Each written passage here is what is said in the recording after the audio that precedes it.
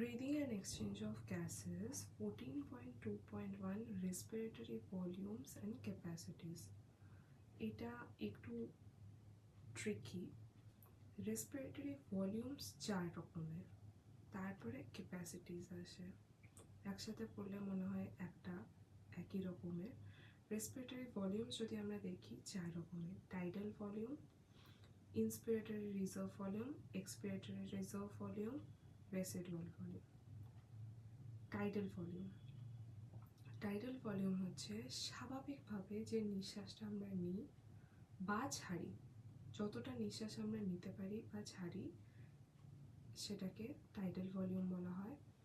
একবারে আমরা প্রায় 500 ml বাতাস নিতে পারি, তাহলে প্রতি মিনিটে 6000 থেকে 8000 মিলিলিটার বাতাস ঢুকতে পারে বা বেরোতে পারে।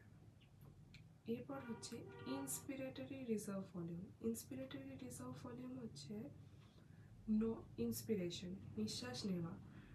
নর্মাল স্বাভাবিকভাবে নিঃশ্বাস নেওয়ার পরে জোর করে যতটা নিঃশ্বাস আরও নেওয়া যেতে পারে সেটা হচ্ছে ইন্সপিরেটরি রিজার্ভ ভলিউম। সেটা পরিমাণ 2500 থেকে 3000 ml। Expiratory reserve volume, expiratory মানে নিঃশ্বাস ছেড়ে দেওয়া।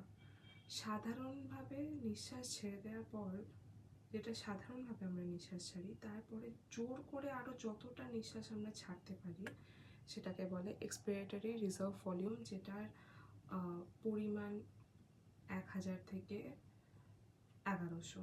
তারপরে হচ্ছে রেসিডুয়াল ভলিউম হচ্ছে নিঃশ্বাস জোর করে ছাড়ার পরেও লাংসে, ফুসফুসটা কখনো ফাঁকা থাকে না, ওখানে কিছুটা বাতাস রয়ে যায়। যে বাতাসটা রয়ে যাচ্ছে সেটাকে রেসিডুয়াল ভলিউম বলা হয়, যেটার পরিমাণ 1100 থেকে 1200 ml হতে পারে। এই হচ্ছে 4টে ভলিউম। এরপর আসে ক্যাপাসিটিস কথাটার মানে হচ্ছে এই ভলিউমগুলোর যোগফল, কোনো নতুন বাতাস নয়।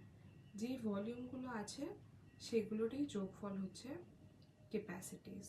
এগুলোকে আমরা পালমোনারি ক্যাপাসিটিসও বলে থাকি, যেগুলো দিয়ে ডাক্তাররা অনেক রোগ ধরতে পারে, ডায়াগনোসিস করা যেতে পারে এই পালমোনারি ক্যাপাসিটিসের রেজাল্টস দেখে। পালমোনারি ক্যাপাসিটিসের ফার্স্ট হচ্ছে ক্যাপাসিটিস 5 রকমের: inspiratory, expiratory, functional residual, vital, total lung capacity.